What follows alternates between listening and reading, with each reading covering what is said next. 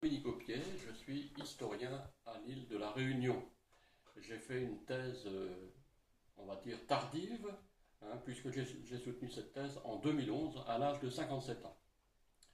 Mais le sujet de la thèse, je vous dis tout de suite le titre, la part celtique dans l'héritage culturel et politique des comptoirs français de l'océan Indien. Donc le sujet de cette thèse avait fait de ma part l'objet d'importantes recherches bien antérieures. Je vais dire que dès les années 1980, j'avais déjà réfléchi à la question, parce que j'avais ressenti à l'île de la Réunion cette part celtique, la présence de cette part celtique. D'ailleurs, dès le début des années 80, j'avais écrit un livre, c'était mon premier livre, que j'ai intitulé Entre créoles et bretons, ces racines qui nous libèrent, qui est pour un tiers autobiographique et pour les deux tiers historique et idéologique, on va dire. Je fais un peu le procès du colonialisme français en Bretagne et à La Réunion. Ensuite, j'ai continué à faire des recherches et donc à émettre des hypothèses. Et le Conseil général, en 1998, qui était l'année du 150e anniversaire de l'abolition de l'esclavage, m'a proposé de faire des conférences pour marquer cet anniversaire. Conférence qu'on a intitulée Vers un destin commun, les petits blancs, les noirs et les autres communautés de l'île de la Réunion.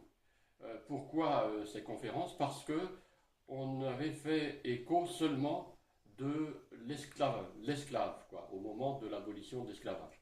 Et il s'est trouvé qu'à cette abolition existait une autre communauté un peu extérieure au monde colonial, qui avait peuplé essentiellement les hauts de la Réunion et qui s'était isolé et qu'on avait appelé les petits blancs, qui sont d'ailleurs pas tous très blancs puisqu'ils sont tous issus du métissage, des premiers métissages blancs, colons blancs, femmes malgaches ou indiennes.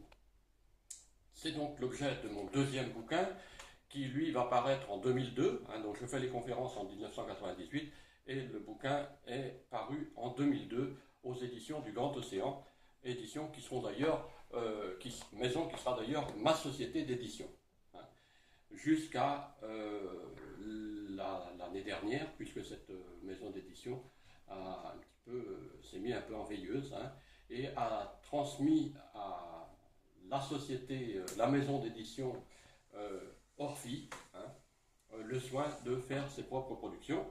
Donc Orphi m'a proposé l'édition de ma thèse, que j'ai intitulée d'un commun accord avec le comité de lecture L'héritage celtique dans l'océan Indien, mais c'est la totalité de ma thèse de 600 pages sur la part celtique dans les comptoirs français de l'océan Indien. Voilà. Cette thèse fait l'objet aujourd'hui de conférences que j'ai données, une en 2011 à Paris, à la RCC, une l'année dernière à l'Université de la Réunion dans le cadre des jeudis de la faculté, et puis une prochaine, la semaine prochaine, donc organisée par une association de réflexion qui s'appelle le Carrefour de l'océan Indien.